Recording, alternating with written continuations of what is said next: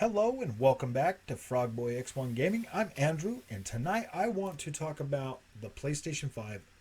Yes, I know, I'm starting to sound like a dead horse with this thing, but I actually sat down tonight and played my PlayStation 5 for, gosh, a good 3, almost 4 hours today. That's probably the most time that I've sat and played it since Miles Morales came out.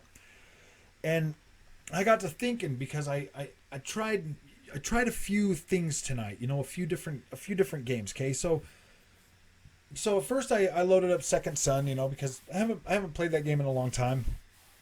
And again, I forgot to download my save file, so I ended up starting it over again. And I was like, oh gosh, whatever. So I was like, all right, let's play it for a minute. So I played that for about 45 minutes or so. Noticed it does have a 60 FPS patch. It feels a lot smoother and it looks a lot better now. So that's a plus. That definitely made me happy. Makes me want to go back and play that again. And then I stopped playing that. I jumped on Miles Morales again. Because I wanted to see the next gen visuals again. Okay, so I jump on Miles Morales and I'm sitting there flipping through all three of the modes, and like really looking at it, because I didn't really do that. I just played through it, got through that game pretty quick, and was like, yeah, this looks great. It feels great, playing Spider-Man at 60 frames a second, and that hasn't changed. That experience is still amazing. But I started looking at the world and everything, and playing over in my mind the video that Digital Foundry did. They got everybody all hyped up about it and got me hyped about it. I was pretty hyped about that too. And so I started looking at things, and that's when I noticed it. It like everything started falling apart. Everything started falling apart for me, and I was like, oh my gosh. Like what's going on here? Because when I first started playing, when I started playing that on the PlayStation 5, that was the first game I played on the PlayStation 5. I threw that in and I was like, yes, Spider-Man. I love Spider-Man. I loved how Spider-Man felt on the PS4, and like I was so excited to play this again. That so Digital Foundry is like I like Digital Foundry. Okay, I watch them a lot when it comes to like getting video analysis and stuff. But I think I might be switching over to this other guy that does analysis. He never talks. He never talks. Every once in a while he'll like have typing on there, but he doesn't talk. He just gives you what everything is doing and shows you, and he's been pretty good. He's been pretty spot on. D I don't know the name right now off the top of my head because I wasn't even gonna talk about that, um, but Digital Foundry, they always have this way of getting me pumped and really hyped when it comes to PlayStation 4 games. This not Richard Ledbetter. I like that guy. He actually is the one that, you know, doesn't seem like he's a more out for either system. He's genuinely like I like his demeanor about it. He's more excited about the hardware and like the stuff and like the cool stuff, and that's awesome because that's like me. That's how I am. I'm excited about the hardware and the capabilities of it and the things that it will do and can do and the limitations that it's going to. I'm not saying, like, don't get me wrong, guys. I'm not saying the PlayStation 5 is a bad console. I'm not saying that at all. Okay. Basically, is what got me thinking is that $75 or that $70 price tag for these new games coming out. Okay. So I was thinking about it. Okay, $70 plus tax, $75 where I'm at. Okay, $75. My PlayStation 5, after playing tonight, I mean, is basically going to be first party games only. Okay, so $70 for a one and done for because I rarely ever replay my PlayStation exclusives. As long as they hit like 30 hours or so, I'm generally happy, and like I feel good about that. I feel good that I got an amazing looking experience, and I got to see it for 30 hours, and it didn't wear itself out in that time. That's fine with me. I am perfectly okay with that. But that brings us back to the next game, the next Sony exclusive that is coming out, which is Ratchet and Clank Rift Apart. Now, my experience with the last Ratchet and Clank was about 12 to 13 hours. I don't remember exactly, but I know it was short. I know it was over within one playthrough. Like, me and the kids sat down and I got through it in no, 2 sittings. It was 2 sittings. Played it for 2 days in a row. Okay, I got through that, and my play sessions aren't usually that long. They're about 6 hours, maybe at the most. You know, if the kids are watching, about 6 hours, 7 hours. So at most it took 14 hours. Okay, at most it took 14 hours to get through that Ratchet and Clank game. So if I take $70 and I divide that, you know, by 14 hours, that's like $4 per hour for that game. That I usually like it to be about half, you know, 30 hours. You know, 30 hours and good story and everything, I usually feel justified. I'm never going to play Ratchet and Clank Rift Apart a second time. Like, that's not going to happen. I'm going to play it for my kids, and that's it. I'm never going to play that game again. I'll probably stream it, you know, on my YouTube channel, but I will never play this game twice. I rarely play any PlayStation game twice. So here's my thing, you know, I was playing Spider-Man, okay, made by the same guys, playing Spider-Man, a game made for a last-gen console. And that's important because Miles Morales runs on a last-gen console. It runs on the PlayStation 4 Pro and on the PlayStation 4, okay? On the PlayStation 5 version, that game runs at 4K 30 frames per second with ray tracing.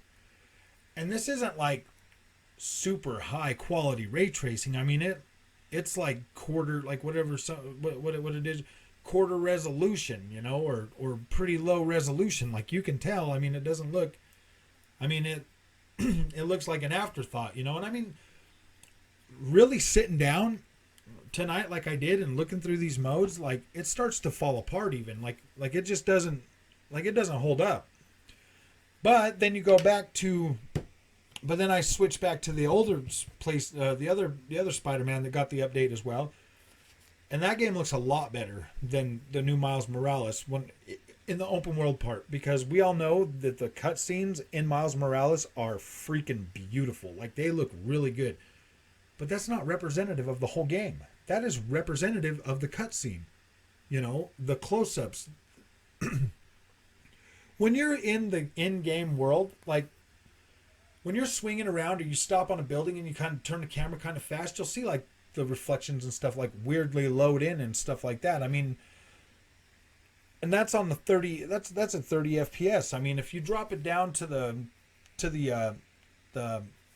what is it, 1440p at 60 frames a second with ray tracing on it, the ray tracing isn't even that great. You lose all of the lighting. You lose a lot of the shadowing. You lose, you know, pedestrian density. You lose so much to get a reflection. You lose so much that it's just not really worth, you know, sacrificing all that. So you and the best way to play that game is the 60 frames a second mode, the performance mode. That's it. You know, not the ray tracing. The 30 frames a second one is fine. It looks great, but those textures and stuff, man, like, honestly, the bricks in the building and stuff, like the other game, the other Spider-Man game looks better than the Miles Morales game, in my opinion. Like, everything's been touched up on there. All the textures and stuff look a lot better. They look like a lot denser and everything like that. In the 4K mode, there's the snow cover all over the world in the Miles Morales one. It takes away more than it brings to the game. Like, it takes away all the beauty. Like, all the beauty of Miles Morales is gone. It's completely just It's gone. The whole life and everything is just sucked out of that game because of that. But you go back to the other Spider-Man, that freaking looks amazing. Looks amazing. So why does any of this matter? Well, because this is why this matters. $75 for Ratchet and Clank. Ratchet and Clank is the first true next-gen game to be played on the PlayStation 5. I'm not going to count Godfall as a next-gen game because it was garbage.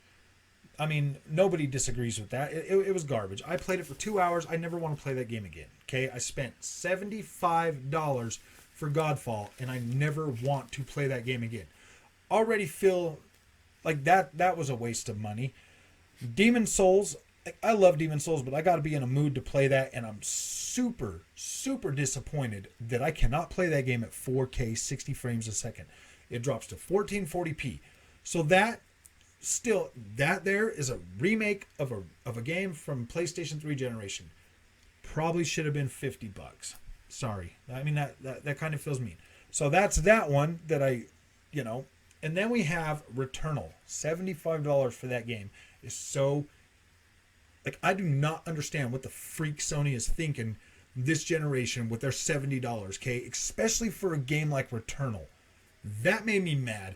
Every YouTuber out there and every reviewer that said that game was worth that $75, like, what were they thinking? Like, seriously, how can they say Returnal is a $75 game? $70 game. How? I'm an average consumer that would buy that game. I don't think it was worth $75. It does not look like a Sony first-party $70 game. It doesn't even get there. So that brings us back to Ratchet and Clank. Spider-Man, the first one, the remaster, the one that they remastered and added everything to for the PlayStation 5, that game looks great, okay? But it's still a PlayStation 4 game designed for a PlayStation 4.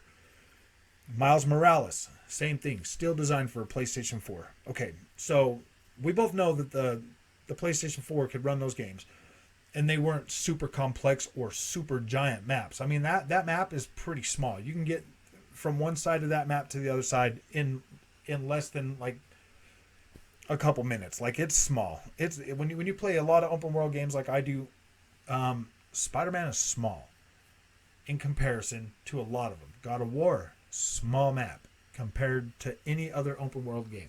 Okay, they are small, curated experiences that I mean, they definitely look good, and that's what.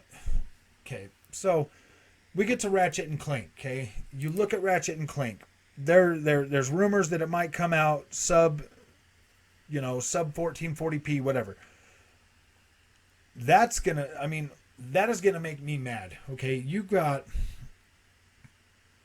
they've already confirmed the game's gonna be what, 4K 30 with ray tracing. Okay, all right. I'll bite my tongue. The ray tracing. Everybody's like super hyped about the ray tracing. Okay, whatever. That's fine. Ray tracing. Obviously, it's pretty expensive. See what it does to graphics cards. Whatever. Okay, yeah, whatever. So 4K 30 with ray tracing, that's acceptable. But shouldn't we also get 4K 60 frames a second with high fidelity visuals? With that game, if it can do the 4K 30 with ray tracing, we should be able to get 4K 60. Am I right? Yeah. So I expect a 4K 30 experience for that to be worth my money. For Ratchet and Clank to be worth my $70, I expect that game to be 4K 60 in performance mode without ray tracing and 4K 30 with ray tracing. But I don't want to lose any other graphical details in that 4K 60. I don't want to lose any other thing, because seriously, ray tracing is pretty taxing. So I mean, I understand why they would have to drop it down to 30 frames a second. Like, I'm not ignorant like that.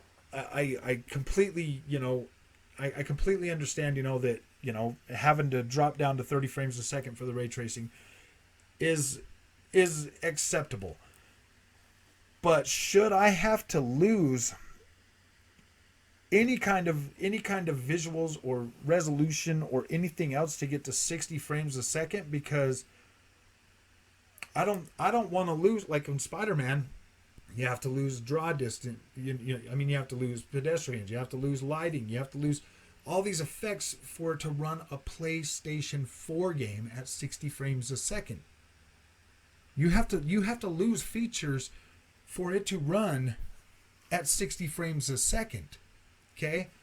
So if we're losing all of that with Ratchet and Clank, because Ratchet and Clank looks far more dense, the visuals look more dense, the particle effects look far greater than anything we've seen on Spider-Man. The world looks more dense, the textures, the ground, like everything looks better.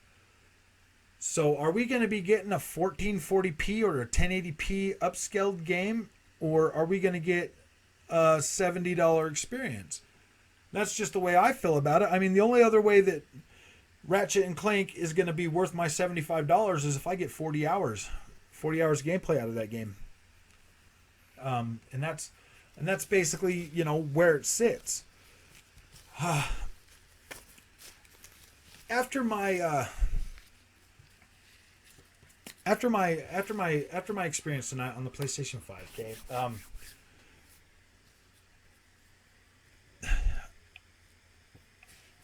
I had a good time playing WRC9 and streaming that onto my YouTube channel from the PlayStation 5. Like, that feels pretty seamless. That experience feels pretty seamless to be able to transfer or to stream straight to YouTube without, any other problems. And the quality comes out really good on my YouTube channel as well. I really hate to say it, but that's probably the best part for the PlayStation 5. That's probably the best experience I've had with the PlayStation 5 is the streaming experience. Being able to stream seamlessly and my stream quality come out really, really good. I still can't put my SSD in the PlayStation 5. I still can't upgrade that bay. That's really frustrating me. We have all these games that are going to be launching, starting next month is when things are really going to start to kick off. And I still can't upgrade my bay, and my PlayStation 5 is already full. So when it comes down to it, I'm irritated with PlayStation, okay? Like, they should have focused more on power over that SSD in that PlayStation 5, because if you want the honest truth, yeah, like games like Spider-Man run great and they run pretty fast off that SSD. That game was made for a PlayStation 4. Ratchet and Clank looks like it's going to have a pretty fast loading time, like a couple seconds in between each world to load in. Like, that's cool. I like that. That does feel pretty next gen, but 4K 30 is not next gen. That's the last gen. That's Xbox One X. And then you take the PlayStation 4 Pro. That experience was so fragmented that it turned out not being that great for a lot of people. Just Sony first party games looked amazing. They looked amazing. But I don't know, man. I'm so sick and tired of Sony magic that like it does. The Sony magic doesn't translate to third party developers. It stays with Sony, and it gives you a fragmented experience throughout the console's lifetime. I mean, PlayStation 3 was different, so was PlayStation 2. I mean, those experiences basically stayed, pretty close. It wasn't that bad. But now that we have 4K TVs and we have more like better technology to produce better looking games and stuff, like, it's really starting to show now. Like, it's a lot harder for these companies to mask, the flaws in the hardware themselves. Like, PlayStation games look freaking amazing, but the third party developers, they struggle with that because they're not clued into everything. I mean, yeah, it's frustrating. Like I I'm I'm more disappointed with PlayStation 5 than I have been any other well, the PlayStation 4 Pro, that was a disappointment too. I've been a PlayStation guy for over 25 freaking years, since the first PlayStation.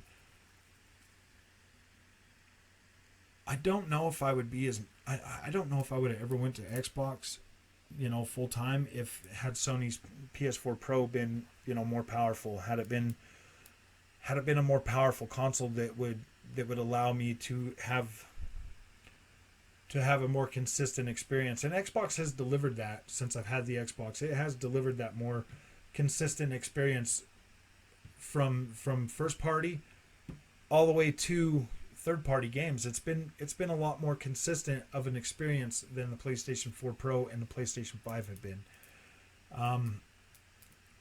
Yeah, even third party PlayStation 5 games that I've bought in two copies of, they're not holding up. And I mean, you could say Dirt 5 looks great. Yeah, that's Evolution Studios, man. They know how to develop on PlayStations. Yes, they know how to do that. And they're good. They're good at what they do. Have you seen Drive Club? Drive Club looked amazing on the PlayStation 4. Yeah, Dirt 5 looks good on the PlayStation. That's Evolution Studios doing their thing. They can make it look good. So, this is not for the console wars. This is just my feelings on, my rant on the PlayStation 5 tonight. After really sitting down and thinking about the experience going forward, what the PlayStation is going to offer me, my PlayStation is, it's going to be a first-party console only, and that bothers me, because I have 251 games on my PlayStation.